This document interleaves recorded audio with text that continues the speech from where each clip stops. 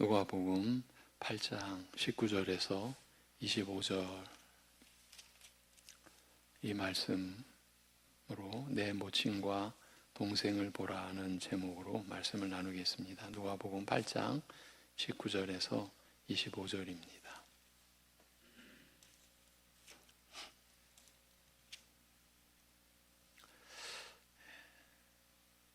예수의 어머니와 그 동생들이 왔으나 무리로 인하여 가까이 하지 못하니 어떤 이가 알리되 당신의 어머니와 동생들이 당신을 보려고 밖에 서 있나이다.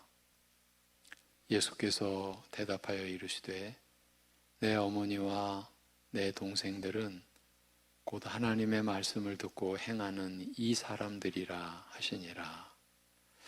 하루는 제자들과 함께 배에 오르사 그들에게 이르시되 호수 저편으로 건너가자 하시매 이에 떠나 행선할 때에 예수께서 잠이 드셨더니 마침 광풍이 호수로 내리침에 배에 물이 가득하게 되어 위태한지라. 24, 25절 같이 읽겠습니다. 제자들이 나와 깨워 이르되 주여 주여 우리가 죽겠나이다 한데 예수께서 잠을 깨사 바람과 물결을 꾸짖으시니 이에 그쳐 잔잔하여 지더라. 제자들에게 이르시되 너희 믿음이 어디 있느냐 하시니 그들이 두려워하고 놀랍게 여겨 서로 말하되 그가 누구이기에 바람과 물을 명함에 순종하는가 하더라. 아멘. 지난 수요일에 드린 말씀을 요약하면 다음과 같습니다. 등불을 켜서 그릇으로 덮어두거나 침상 아래 두지 않고 높은 등경 위에 두어 집안에 들어오는 사람들로 하여금 그 빛을 보게 하려고 하는 것과 마찬가지로 천국 복음을 외쳐 전하는 것은 집안에 들어오는 자로 하여금 즉 천국의 비밀을 아는 것이 허락된 자들로 하여금 천국의 비밀을 깨달아 알게 하려 함이라고 할 수 있습니다. 우리가 천국의 비밀을 받은 자다. 영원한 하나님 나라를 소망하며 그리스도를 의지하여 사는 자다라는 것은 우리가 믿기 이전에 하나님의 역사가 있었으니 즉 천국의 비밀을 아는 것이 허락된 자들로 우리가 세움을 받았다라는 것이죠. 이러한 진리가 견고할수록 우리는 교만한 자리에 못 들어가죠. 오만한 마음과 생각을 가졌다가도 그 어떤 것보다도 소스라치게 놀라고 그런 자리에서 뛰쳐나오고 하나님 앞에 엎드려 회개하게 되는 것이죠. 천국의 비밀을 아는 것이 허락된 자들로 우리가 천국의 비밀을 깨달아 알게 된 것입니다. 지난 시간 나눈 이런 말씀입니다. 이제 그러나 지금의 상태는 그러니까 예수님께서 이 땅에서 지금 계시던 그 상태, 그 지금의 상태는 예수님께서 천국의 비밀을 비유로 가르치심으로써 한편으로는 숨기시는 동시에 다른 한편으로는 드러내시는 것처럼 천국의 비밀이 드러나기도 하며 숨기우기도 한 상태라고 할 수 있습니다. 드러나기도 하고 숨겨지기도 한 상태인 겁니다. 예수님께서 오셔서 행하시고 가르치신 일을 통하여 천국이 힘있게 역사하기 시작한 것이 사실이나 그러나 천국의 비밀이 아직 완전히 드러난 것은 아니었습니다. 오히려 예수님께서 천국에 대하여 가르치신 교훈이나 행하신 놀라운 일들은 아직은 천국의 비밀을 완전히 드러내지 아니하고 다만 천국의 완전한 모습을 가리키는 일종의 비유와 같았습니다. 이러한 관점이 이게 너무나 중요하거든요. 예. 그래서 제가 이 누가복음 8장까지 다시 한번 돌아보고자 한 거예요. 이제 제가 8장 마지막 절까지는 보고 나서 이제 누가복음을 마무리하려고 하는데, 예. 그러나 감춰지고 숨기운 것은 또 반드시 알려지고 밝히 드러나듯이 언젠가 밝히 드러내려는 의도로 숨기운 천국의 비밀 역시 때가 되면 그 완전한 모습을 명백하게 드러낼 것이라고 말씀하셨습니다. 지금은 천국 복음을 비유로 가르치시나 또한 천국의 능력이 육신의 불구를 고치시며 귀신을 쫓아내시며 죽은 육신을 살리시는 모습으로 나타나지만 지금 천국의 능력이 언젠가 천국의 비밀이 완전히 드러나는 날 천국 복음은 더 이상 비유의 형식으로서가 아니라 명백한 말씀으로 전파될 것이라는 말씀입니다. 그 날에는 천국 복음이 그리스도의 십자가와 부활의 말씀으로 외쳐질 것이며, 그러니까 지금 예수 그리스도께서 십자가에서 죽으시고 사흘 만에 부활하시고 승천하셔서 성령이 보내어진 그 시대 이후의 역사, 지금 우리 시대도 포함되는 거죠. 그 날에는 천국 복음이 그리스도의 십자가와 이 부활의 말씀으로 외쳐질 것이며, 천국의 능력은 우리 영혼의 불구를 고치는 능력으로, 그러니까 영적 무지와 완악함과 죄악됨을 고치시며 우리 영혼을 죄와 사망과 마귀의 권세에서 벗어나게 하사 영생에 이르게 하시는 능력으로, 죽은 영혼을 살리시며 썩지 아니할 영광의 몸을 입게 하시는 능력으로 나타날 것이라는 말씀입니다. 그러니까 지금 이 시대에 십자가 구속이 성취되고 부활하셔서 또 승천하셔서 하나님 보좌 우편에 만유의 왕으로 좌정하시고 아버지께로부터 받아 성령이 우리에게 보내어진 이 시대의 역사는 천국 복음이 그 앞에 비유로 드러내셨듯 육신의 불구를 고치시며 귀신을 쫓아내시며 죽은 육신을 살리시는 모습으로가 아니라 그리스도의 십자가와 부활의 말씀으로 외쳐질 것이라. 그렇게 해서 우리 영혼을 고치시고 우리의 영혼을 죄와 사망과 마귀의 권세에서 벗어나게 하사, 그러니까 하나님을 섬기는 자유로움을 누릴 수 있는 그런 거룩한 변화가 일어난 존재로 우리를 세우셔서 궁극적으로는 썩지 아니할 영광의 몸을 입게 하시는 능력으로 나타나게 되는 그런 역사를 이루실 것이라는 그 말씀인 거예요. 이처럼 앞으로 드러날 천국의 완전한 모습은 우리의 상상을 초월할 만큼 놀랍고 영광스러울 것이라는 사실과, 그리고 이것을 지금 예수님께서 가르치시고 행하시는 일 속에서 이미 감지할 수 있음을 오늘 본문 말씀이 가르치고 있습니다. 예수님께서 무리에게 가르치고 계실 때에 그 모친 마리아와 형제들이 어떤 이유에서인지 예수님께 찾아와서 그를 만나고자 하였습니다. 그러나 모여든 무리 때문에 만날 수 없게 되자 어떤 사람이 예수님께 고했습니다. 당신의 모친과 형제들이 당신을 만나고자 밖에 섰나이다. 이 말을 들으신 예수님께서는 우리가 그냥 일단 생각하기에는 너무 뜻밖의 말씀을 하시는 거죠. 하나님의 말씀을 듣고 행하는 바로 이 사람들이 내 모친이요 형제들이라고 말씀하신 것입니다. 그러나 예수님께서 마치 혈연을 부정하는 듯한 이 말씀은 결코 예수님께서 효심이 없었거나 형제나 가족에 대한 사랑이 없었기 때문이 아니었습니다. 누가복음 2장 49절 이하에 보면 예수님께서 아직 12살의 어린아이셨을 때 성전에 남아 계시던 예수님을 찾아 길을 되돌아온 부모에게, 이제 같이 성전에 왔다가 고향으로 돌아가는 길에 무리들과 함께 가니까 같이 섞여서 온 줄 알았는데 이제 예수님이 안 계시니까 이 부모님들이 돌아서 이제 성전으로 오니까 그 부모에게 어찌하여 나를 찾으시나이까? 내가 내 아버지 집에 있어야 할 줄을 알지 못하였나이까라고 말씀하신 적이 있었습니다. 그러나 이와 같이 그 독특한 신분, 하나님의 아들로서의 자신의 신분을 분명히 알리신 다음에도 집으로 돌아가서 부모에게 순종하신 주님이셨습니다. 십자가에 달려 가장 모진 죽음의 고통을 당하시면서도 사랑하는 제자에게 그 모친을 부탁하신 주님이셨습니다. 요한복음 19장 26절의 기록이죠.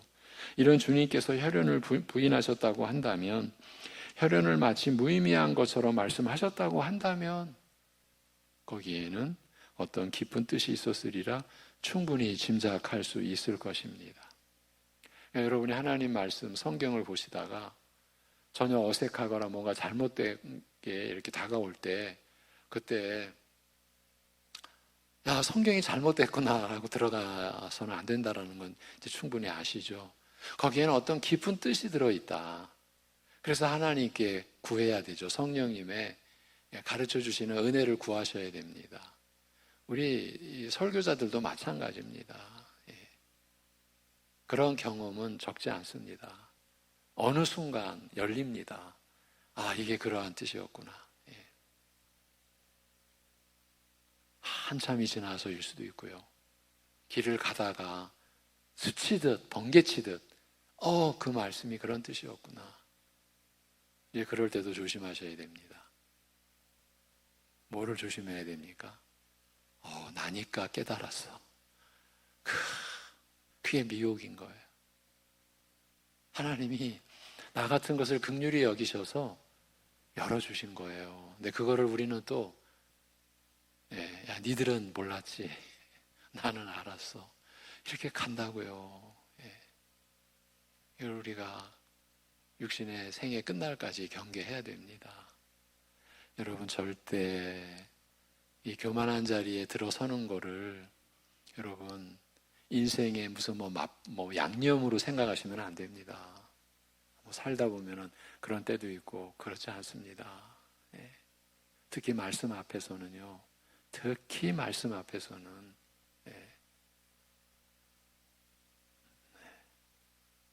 그러니까 이 예수님의 뜻밖의 태도 역시 어떤 깊은 뜻을 드러내고자 보이신 행동이었다고 할 수 있습니다. 예수님께서 지금 자기를 만나고자 밖에 서 있는 육신의 모친과 형제들을 제쳐두고 전혀 다른 성격의 모친과 형제에 대해 말씀하신 것은 혈연과는 상관없는, 혈연에 의해 형성되는 가족관계, 인간관계를 초월하여 전혀 별다른 원리에 의해 형성되는 새로운 가족관계, 인간관계를 밝히고자 하셨다고 할 수 있습니다. 하나님의 말씀을 듣고 행하는 이들이 곧 내 모친과 형제라. 하나님의 말씀을 듣고 행하는 것에 의해 형성되는 새로운 인간관계, 가족관계, 새로운 공동체에 대하여 말씀하고자 하신 것입니다. 이것이 교회죠. 그리고 천국이죠. 하나님의 말씀이 그 심령에 뿌려지고 그 심령 깊은 곳에 이르기까지 뿌리를 내리며 자라서 아름다운 결실을 맺음으로써 형성되는 그 영적 공동체, 천국 복음이 그 심령에 뿌려져 그의 영혼과 인격과 삶 속에 깊이 뿌리 내리며 자라 열매 맺음으로써 이루어지는, 그리고 이러한 은혜를 경험하는 이들이 모여 이루는 이 천국에 대하여 말씀하고자 하신 것입니다. 이러한 천국에 대하여 말씀하시면서 육신의 부모와 형제를 부인하신 것은 이 천국은 근본적으로 혈연이나 혈통과는 상관없는 나라요, 혈연을 초월하는 별다른 원리에 의해 이루어지는 나라임을 보이시기 위해서였습니다. 하나님의 말씀이 사람의 심령에 뚫고 들어가 역사함으로써 이루어지는 나라요, 이 말씀과 더불어 우리 영혼에 역사하시는 성령님의 능력에 의해 이루어지는 그 신령한 나라임을 보이고자 하신 것이죠. 이 뜻밖에 보여주신 예수님의 태도 속에 이런 깊은 뜻이 들어있었던 것이죠. 말씀과 더불어 우리 심령에 역사하사 거룩한 열매, 거룩한 변화를 일으키심으로써 이루어지는 하나님의 거룩한 백성을 이루는 나라임을 밝히고자 하신 것입니다. 예, 여러분, 우리가 신자로서 살아가면서 이러한 은혜의 말씀을 벗어나서는 안 되죠. 그래서 늘 말씀을 가까이 하시고 교회를 통해 전해지는 말씀에 언제나 귀를 기울이셔야 되고요. 예. 그리고 여러분도 이제 아시지만은 지금 이 시대는 말씀이 너무 혼잡하거든요. 예. 우리 방금 서두에서 이제 그날이 되면 그리스도의 십자가 구속, 그 부활의 말씀이 외쳐질 것이다. 그게 천국 복음이다. 그 앞서 귀신을 쫓아내고 죽은 자 살리시고 육신의 온갖 불구를 고치신 이 모든 것들은 일종의 비유다, 표적이다. 이 말씀을 듣고요, 기가 차하면서 우리 송내중앙교회를 이상한 교회다, 잘못된 교회다, 저 교회 혹시 이단 아닐까? 이러는 분들이 계시다라는 것을 여러분 염두에 두셔야 합니다. 제가 그러한 소리를 직접 들었고요. 제 있는 자리에서 들었습니다. 저렇게 말하면 저거는 이단 아니야? 예수님이 병 고치고 귀신 쫓고 천국 전했는데 우리 그거 안 한다고 하면, 그거 하면 안 된다고 하면 그건 이단이지. 제 앞에서 그것도 같은 목회자가 그것도 사적인 자리가 아니라 공적인 자리에서 그 정도면 여러분 일반적으로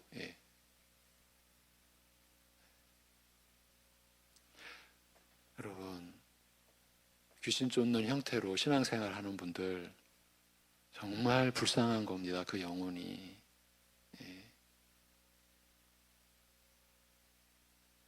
일단은요, 가장 기본적으로요, 예수님의 성품을 닮아갈 수가 없어요. 겸손함과 온유함에 도달할 수가 없어요. 왜? 자기의 능력이 있으니까. 자기가 하나님께 받은 것이라고 믿는 무언가가 있으니까. 그리고 일반 신자들과 자기를 구분하니까 여러분 절대 큰일 날 일입니다. 제가 이렇게까지 인상까지 쓰면서 이렇게 제가 강조하는 것은, 제가 이렇게 강조하는 것, 이거는 사실은 우리가 지금 처한 이 영적 사실에 비하면 이 정도는 아무것도 아닌 거예요. 그만큼 심각한 상황입니다, 여러분. 교회에 와서 표시는 안 내고요. 표시는 안 냅니다. 내봤자, 우리 교회 같은 경우라고 치면은 표시를 내면은 힘드니까. 그리고 이제 돌아가서 이제 자기식의 신앙생활을 하는 겁니다. 여러분, 자기식의 신앙생활이 없습니다. 저의 신앙생활과 여러분의 신앙생활이 하나입니다. 하나. 믿음은 하나입니다. 우리의 믿음의 대상은 한 분이시지 않습니까? 그분과의 인격적 관계도 다 나름대로의 길이 있는 게 아닙니다. 천국의 비밀이 하나님께서 우리에게 허락해 주셔서 우리에게 열렸습니다. 그 은혜부터 하나입니다. 하나. 천국의 비밀이 허락됐는데 누구에게는 구별을 시켜서 좀 계층을 나눠서, 절대 이건 하나님 나라가 아닙니다. 결정적으로 그리스도를 믿는 자에게 미치는, 모든 믿는 자에게 미치는 하나님의 의라고 말했습니다. 차별이 없어요. 차별이. 우리가 믿음으로 의롭다함을 받는 데 있어서 차별이 없다라고 하는 게 이 복음에 선포되는 첫 마디에 선포된 거예요. 그리스도를 믿음으로 모든 믿는 자에게 미치는 하나님의 의인이, 왜냐하면 차별이 없기 때문이다. 모든 믿는 자라고 그랬다고요. 모든 믿는 자에게 여러분과 저 다 포함되는 거예요. 그 누구도 예외가 없어요.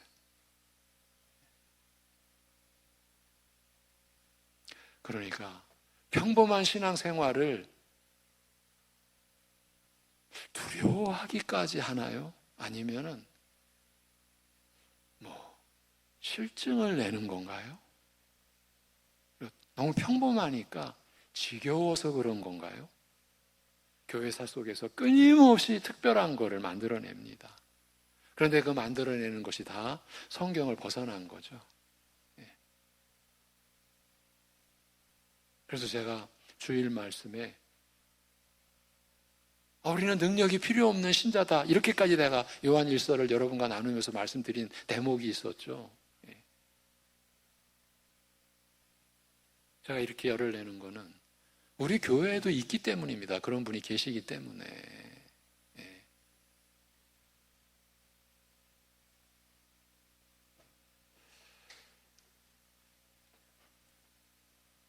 말씀과 더불어 우리 심령의 역사하사 거룩한 열매, 거룩한 변화를 일으키심으로써 이루어지는 하나님의 거룩한 백성을 이루는 그 나라임을 밝히고자 하신 것이에요. 그래서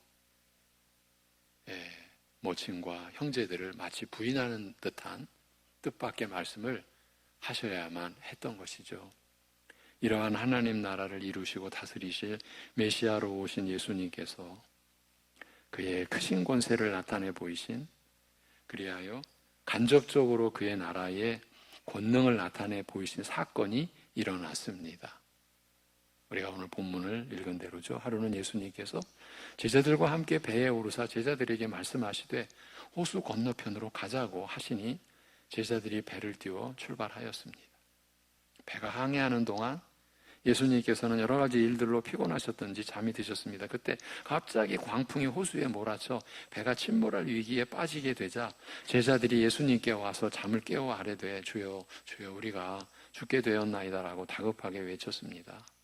그러나 잠에서 깨어나신 예수님께서는 사나운 광풍이나 배가 침몰하게 될 위기에도 전혀 동요되지 않으시고 몰아치는 바람과 사나운 파도를 향하여 꾸짖어 말씀하셨습니다. 지금 창조주의 권세와 권능으로 지금 역사하신 것이죠. 창조주이십니다. 고요하라, 잠잠하라.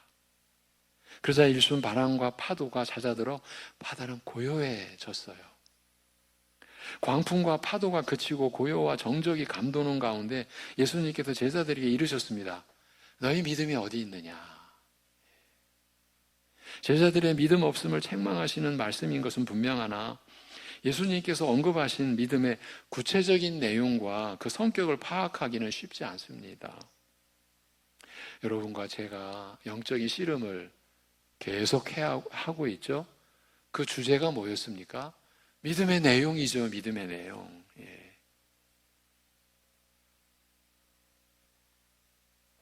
저와 여러분의 믿음의 내용이 하나여야 되죠. 여러분과 여러분의 믿음의 내용이 하나여야 되는 거예요. 그래서 우리는 믿음의 내용을 가지고 씨름을 하는 거예요. 우리가 진리 아닌 거짓 것, 누가 만들어낸 것, 어떤 큰 사람이 외친 것, 그런 것이 어떻게 보면 우리의 뇌리를 더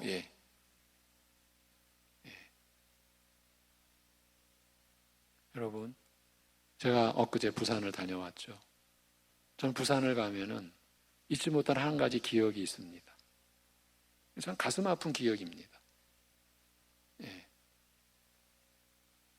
부산에 가면 정말 큰 교회 있습니다. 그 교회 중직자이시고 또 전문인 사역자로 엄청난 사역을 하십니다. 근데 이제 문제는 이겁니다.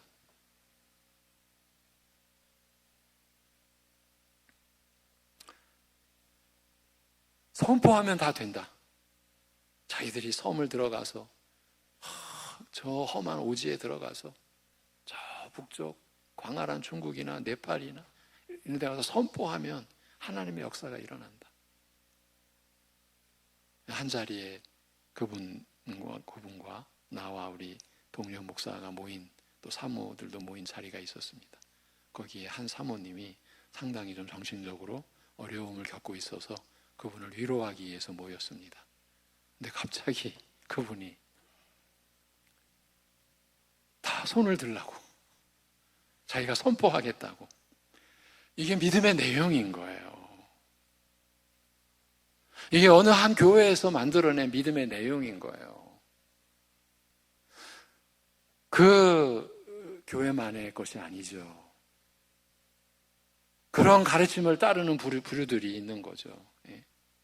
그러니까 그분의 식으로 말하면 이 송내동 다니면서 선포하면 축복 받으라, 축복 받아라, 축복이 임해라. 그렇게 선포하면 이 땅이 축복의 땅이 된다고. 지금 그 편찮은 사모님, 내가 지금 선포하면 병 나을 거라고, 손 드시라고. 여러분, 그런 자리에 들어가시면 어떻게 하시겠습니까? 이 목회자들도 경험이 없으면요, 손을 듭니다, 들라고 하면. 근데 이제 저 같은 경우에는 그런 무리들을 더 심도 있게 경험했던 저잖아요. 그래서 저는 가만히 있었죠. 그러니까 이제 분위기가 이상해지는 거죠. 저 목사는 왜 손 안 들어? 지금 하나님 말씀과 전혀 상관없는 지금 교회의 일이 아니에요. 교회의 사역이 아니에요. 성경에 그러한 말씀이 없어요. 그러한 우리에게 축복권을 우리에게 주신 적이 없어요. 선포권을 주신 적이 없다고요. 그건 복음의 선포예요.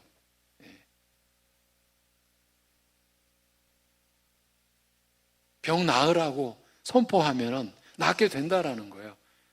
왜 이런 일이 일어납니까? 그러한 선포를 하면 낫게 된다라고 하는 가르침과 그것이 그에게 있어서, 그 선교사에게 있어서 목사는 아닌 전문인 사역자예요. 교회에서는 중직자고. 제가 부산에 가면서 그 교회 앞을 지나가면서 그 참 안타까운 기억, 얼마나 열심히인지 지금도 또 저 깊은 곳에 어딘지도 모르는 곳에 그 내부로 이미 들어가 있어요. 그러니까 외적으로 드러나는 사역은 얼마나 엄청나냐고요. 근데 문제는 이 믿음의 내용인 거예요. 여러분, 이 책임은 어떻게 져야 되죠? 이게 지금 영혼의 책임이에요.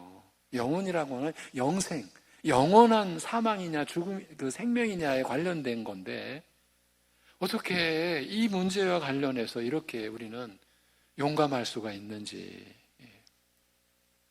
저는 손을 안 들고 그분을 내가 쳐다봤어요. 너무 기가 막혀서.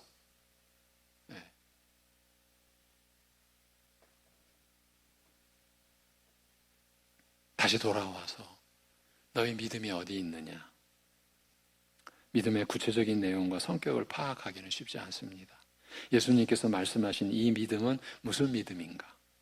그 대상과 내용은 무엇인가?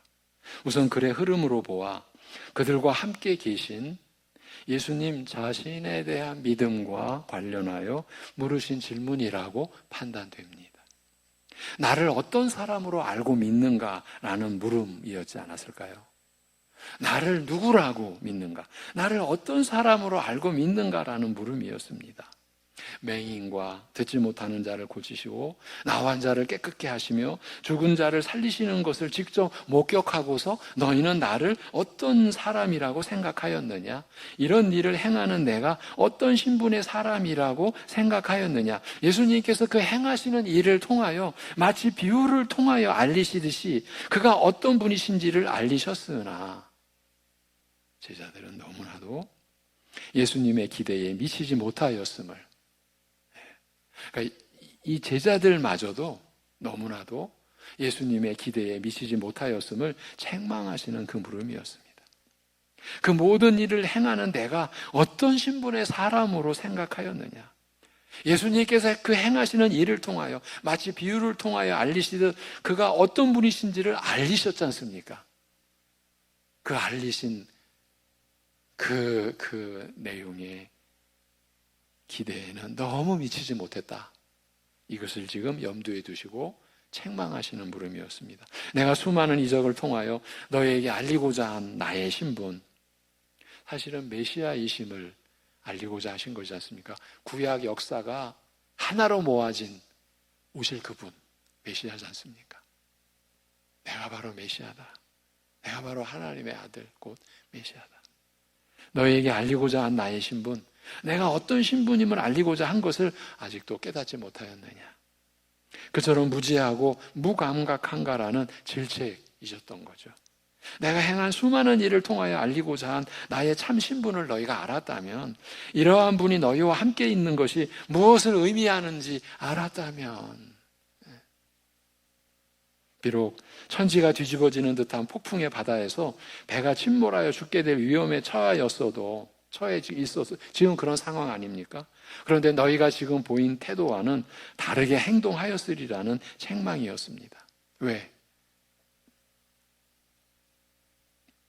그렇게 수많은 일을 통하여 알린 그분의 참 신분을 알았다면 그분이 지금 이 배 안에 함께 계시잖아요. 그렇다면 저들이 지금 보인 태도와는 다르게 행동하였으리라는 그 책망이었습니다. 믿음 없는 사람처럼, 마치 예수님을 소유하지 못한 사람처럼, 그분의 보호와 사랑을 받지 못하는 사람처럼 요동하는 것과는 다른 모습을 보였을 것이라는 말씀이에요.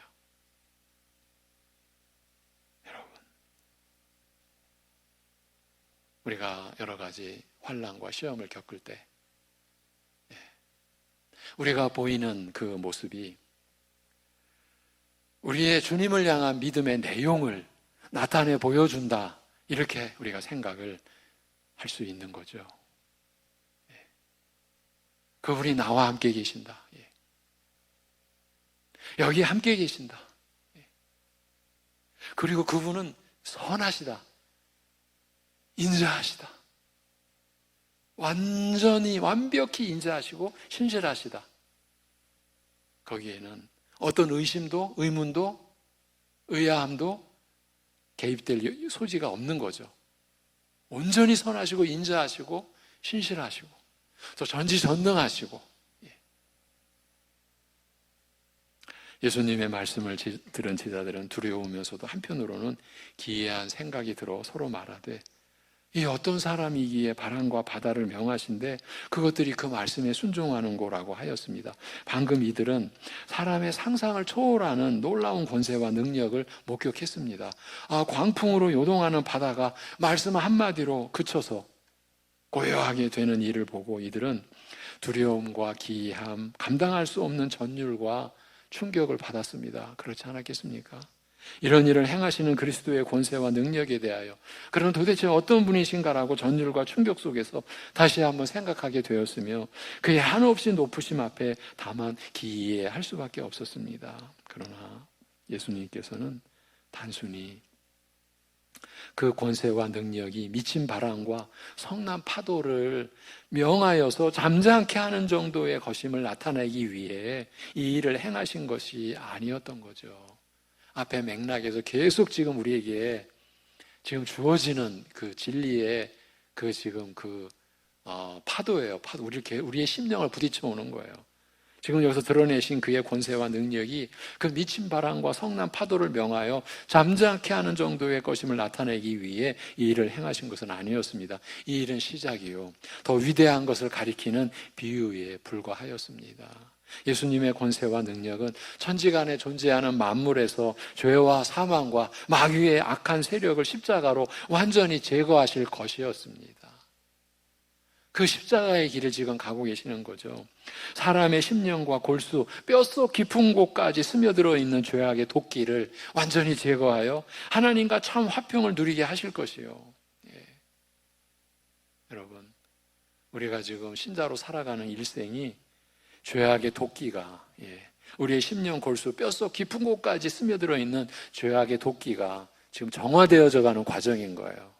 왜? 우리가 기계적 존재가 아니니까, 인격적 존재니까. 그렇게 완전히 제거하여, 이게 하나님의 목적이죠. 완전히 제거하는 게. 그래서 하나님과 참 화평을 누리게 하실 것이요, 하나님과 사람 사이, 사람과 사람 사이에, 또 천지 만물 간에 참된 평화를 이루실 것이었습니다. 마지막 날에는 문자 그대로 하늘과 땅이 무너져 내릴 것입니다. 새로운 하늘과 땅에서 영원한 참 생명과 평강, 완전한 의와 거룩이 충만하게 하실 것입니다. 이러한 역사에 비하여 지금 하나의 비유에 불과했던 거죠. 지금 제자들은 전율에 빠져 충격에 빠져 있었지만 지금 비유 보고 그러고 있는 거죠. 예수님께서 폭풍과 바다를 향하여 잠잠게 하신 후 제자들을 향하여 너희 믿음이 어디 있느냐라고 물으신 의도는 그들로 하여금, 그리고 앞으로 예수님의 이 행적을 듣고 읽는 모든 사람들로 하여금 예수님과 그의 나라의 더욱 깊은 것들을 바라보게 하고자 함이었습니다. 우리 눈에는 두렵고 기이한 일로 보이나 실상은 미미한 시작과 비유에 불과한 이 작은 일에서 앞으로 예수님께서 행하실 진정 놀라운 일, 사람의 지혜로는 깨닫지도 못할 기이하고 위대한 일을 바라보게 하고자, 그때를 내다보고 기대하게 하고자, 기다리게 하고자 하신 것이에요. 예수님 당시로 보면 예수님이 십자가에서 성취하실 그리스도의 구속의 그 위대한 일을, 그로 인하여서 죄와 사망과 마귀의 권세에서 우리를 완전하게 자유케 하시는 완전한 승리를 이루시고 완전한 죄사함의 은혜를 베풀어 주시고 완전한 구원에 이르게 하시는 그 일을 바라보게 하고자, 기대하게 하고자, 기다리게 하고자 하신 것인 거죠. 여러분, 그래서 오늘날 그리스도의 구속의 말씀, 이 부활의 메시지를 우리는 교회를 붙들고 가야 됩니다. 그렇지 않고요, 예수님의 사역으로, 그 비유와 표적으로 되어진 그 사역으로 이제 관점이 옮겨지면요, 거기서 오늘날의 이단의 무리인 신사도 운동들이 막 일어나는 거고, 이제 온갖 능력을 구사하고, 근데 그것들이 다 미혹의 영이라는 거죠. 바로 예수님께서 너희가 내 이름으로 선지자 노릇하고, 내 이름으로 선지자 노릇했다는 게 뭐예요? 저와 같이 하나님의 말씀을 전했다라는 거예요. 귀신을 쫓아냈다, 큰 능력을 나타냈어요. 그런데 그날에, 마지막 날에 내가 너희를 도무지 알지 못하노니 내게서 떠나가라, 그 대상이라는, 그 대상. 오늘 우리가 하나님의 말씀 받은 은혜대로 그 안에서 나를 향한 하나님의 뜻을 늘 구하고, 그래서 그 말씀에 순종하고자 하나님께 기도하고, 그래서 하나님이 나를 긍휼히 여기시고 사랑하신 그대로 가족을 또 내가 그렇게 사랑하고, 내가 함께 살아가는 이웃들을 섬기고, 교우들과 함께, 이게 지금 이 교회의 관계는 그야말로 혈연과 상관없는 새로운 원리에 의하여 이루어지는 영원한 가족 관계의 지금 하나의 모델이잖아요. 표본이지 않습니까? 이 교회가. 그래서 중요한 거죠. 너무너무 중요한 거죠. 여기에서 우리가 서로의 관계를 이루어 나가기 위해서 늘 자기는 부인되어져야 되는 거예요. 내가 나서고 내가 중심이 되면 섬기는 관계가 안 되잖아요. 그리고 그렇게 해서 주어진 하나님의 말씀이 우리로 하여금 서로 사랑하라는 말씀 아니에요? 이것이 아주 소박하게 우리가 할 수 있는 범위와 그 믿음의 분량 안에서 우리가 할 수 있는 만큼 그렇게 섬기고, 여러분, 그것이 우리가 진실된 신앙생활이고, 이제 그 안에서 우리가 거룩한 변화를 이루어 가잖아요. 남의 사정에 내가 더 귀를 기울이는 사람으로 변화되어져 가는 거예요. 제가 오늘 새벽에 그런 하나의 비유를 들었어요. 평생을 나는 가족을 위해서 살았다.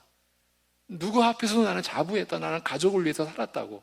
근데 그분이 어느 시점에서 깨닫고 보니까 내가 가족을 위해 산 게 아니라 나를 위해 살았다라고 하는 걸 깨닫게 된 거죠. 그럼 문제는 그동안에 가족들이 받은 고통은 그건 어떻게 그건 감당이 되는 거냐고요. 그게 우리의 여러분 무지입니다. 우리의 연약함입니다. 이제 어제 그제 화요일부터 우리의 연약함을 지금 다뤄왔거든요. 내일까지도 이제 마무리가 되는데, 성령께서 우리를 도우시는 그 기도의 내용을 보면서 우리는 연약하다. 근데 이 시대는 우리가 연약한 거를 덮는다, 이거부터 제가 좀 열을 냈습니다. 여러분 정신 차려야 된다고. 이 시대는 우리가 연약한 거를 못 봐준다. 가려버린다 어떻게든. 우리가 왜 연약해? 교회 안에서까지도. 그러나 하나님의 말씀 우리가 신자로서 살아가는 일이 우리는 연약할 수밖에 없다. 그래서 성령의 도우심, 기도에서조차도 성령의 도우심이 절대적으로 필요하다. 우리가 그 도우심을 받는다면 우리는 연약한 나 자신을 인정해야 된다고요. 그러면서 관련된 여러 가지 이야기를 좀 나눴어요. 그 중에 하나. 한 분의 이게 제가 지어낸 말이 아니에요. 난 정말 가족을 위해 산 줄 알았다. 근데 어느 시점에서 가족을 위한 게 아니라 철저히 나를 위한 것이었다. 그러니까 그런 일생에 그 가족들은 그 나를 위한 가장에 자기 중심적 가장에 다 사용되고 이용된 그로 인하여 받은 상처와 또 신앙의 혼란은 어떠했겠어요? 이게 우리의 연약함이다. 연약합니다. 근데 하나님은 그러한 우리 연약함을 일깨우시고 결국에는 회개케 하시고 변화케 하시고 그래서 우리가 변화되잖아요. 놀라운 것은 하나님의 섭리예요. 우리는 사람을 통해 상처받지만 또 사람을 통해 회복이 돼요. 그게 교회라고요. 그게 교회. 여러분 한 분 한 분을 통해서 누군가가 회복된다. 그런 기대를 해보십시오. 나의 기도, 나의 말 한마디, 나의 손짓 발짓으로 인해서 내가 몰랐던 어떤 상황에서 누군가가 신앙에 대하여 생각하게 하고 사랑이라는 걸 느끼게 되고 여러분 그런 꿈을 한번 우리가 꿀 수 있잖아요. 그리고 실제로 여러분이 그러한 역할도 하고 계시고 있고 근데 그것이 더 풍성해지자 이거죠. 왜? 우리를 그렇게 변화시켜 가고 계시니까 하나님께서 우리 안에 계신 성령께서 이것이 교회인 것이죠. 그런데 여기에 나는 하나님의 음성을 들어 나는 무슨 특별한 능력이 있어 그럼 다 판 깨는 겁니다. 그럼 벌써 그 교회는 계급이 생겨버린 겁니다. 능력자 계급, 기도자 능력자 계급. 교회는 으쌰으쌰하고 막 항상 뭔가 막 일이 일어나는 것 같고 그런데 문제는 이번 주일 말씀처럼 의와 거룩을 향한 안팎의 죄와의 그 싸움에서 죄를 떨쳐내고 거룩한 심성으로 변화되어져 가는 신앙의 최고의 목표는 가려져 버리는 거예요. 결국은요, 교회가 능력 대결장이 돼버려요. 그리고 업적 대결장이 돼버린 거예요. 여러분, 신앙은 절대 업적이 아니다. 절대 잊으시면 안 됩니다.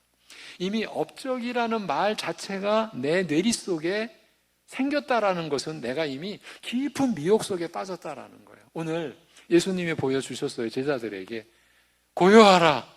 미친 파도가 잠잠해졌어요. 이게 하나님의 능력이에요. 뭘 보여준 거예요? 우리를 영생에 이르게 하는 하나님의 나라에 우리로서는 상상조차 못할 능력의 한 부분을, 그것도 점과 같은 한 부분을 보여준 거예요. 그런 하나님 나라에 우리가 영생을 지닌 자로 참여하게 됐어요. 여러분과 제가 뭘 할 수 있겠어요? 무슨 업적을 우리가 얘기할 수가 있겠냐고요. 있을 수가 없는 거예요. 우리가 정신 차리면요, 무슨 공론이 무슨 업적이니 하는 건 있을 수가 없는 거예요. 그렇게 해낼 수 있었다, 우리가 섬길 수 있었다, 남들보다 더 많이 할 수 있었다, 감사일 뿐이에요. 감사. 그리고 감사를 우리가 고백하면서 반드시 제가 한 것이 아닙니다. 할 수 있는 마음을 가진 것도, 할 수 있는 여건이 된 것도, 할 수 있는 그런 능력을 나타낸 것도 전부 다 하나님의 공급하시는 은혜요, 능력에 의한 것이죠. 여기에서 빗나가시면 이제 미혹의 영의 역사를 우리가 거부를 못하게 되는 거죠.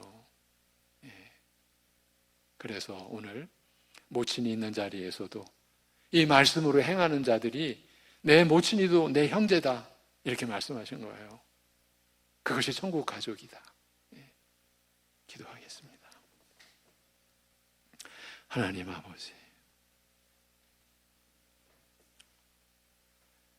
우리가 하나님께 이렇게 부름받고 허락받고 선택받고 이렇게 세움받는 이 은혜의 크기를 우리는 너무나 인간적인 차원으로 계산하고 낮추고 마치 우리가 감당할 수 있는 것 같이 여겼던 것들, 오늘도 우리가 일깨움 받고 모친 앞에서, 형제들 앞에서 제자들에게 보여주시고 미친 파도와 성난 바다 위에서 보여주신 주님의 모습을 통해서 오늘 우리를 또 일깨워 주심을 감사합니다.